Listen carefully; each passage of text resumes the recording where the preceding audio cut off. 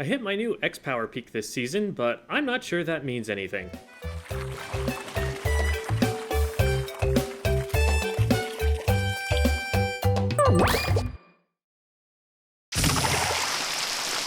We need a little context about why this number feels difficult to compare to my past high watermarks.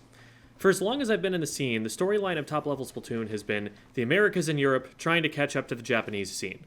At all of the World Championship sort of events where Western and Japanese teams have both been in attendance, to my knowledge, a Japanese team has always won. Many more Japanese players hit 3000 X-Power in Splatoon 2, and Japanese players were the first to approach and hit 4000 X-Power in Splatoon 3.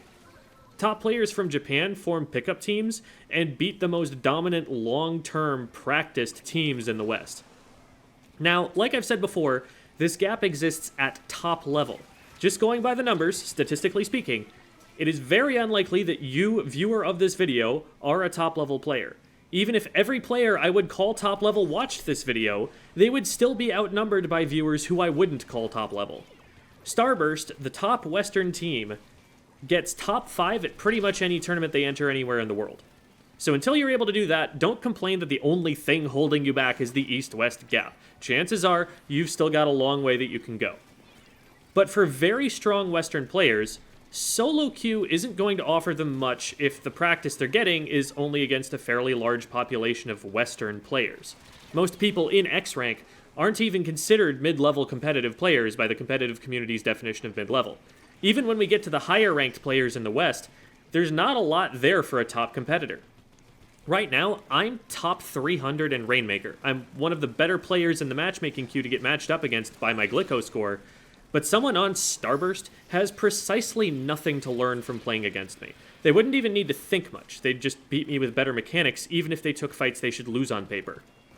What a top Western player would be more likely to benefit from, though, is playing a top 300 player in the Japanese scene.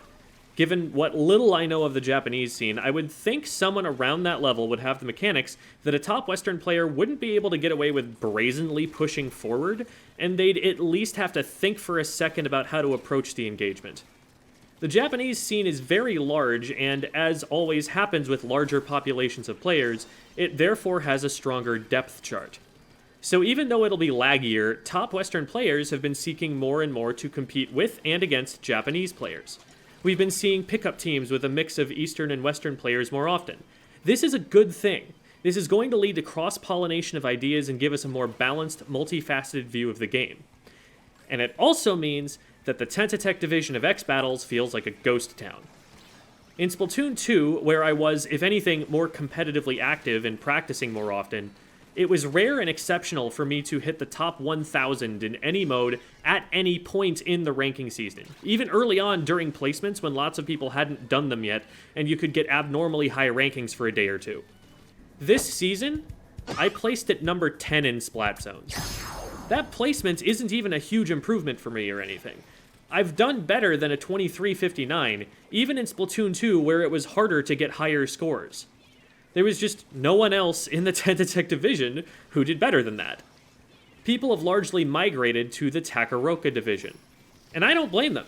That's where the top-level Japanese players are, so that's where the top Western players will want to be, so that's where the high-level players of both regions will want to go to get better practice, so that's where the mid-level players of both regions will want to go to get better practice. It's a domino effect. Yes, you'll have to deal with more lag, but ultimately, it's not bad enough that it's going to stop you from learning more about the game. I don't want Nintendo to go back on letting players choose their division either. I like that it's easier for a top-level player in the West to get the practice they need. That pushes the game forward for everyone. Just, it doesn't seem like the Tentatek division is going to help a competitive player improve past a certain point. I don't know exactly where that cutoff point is going to be, especially this next season when even more players, myself included, will probably switch sides. I also don't know how well the X-Power I have now is going to compare with the X-Power I'll have then. I don't know what rank to expect myself to hit.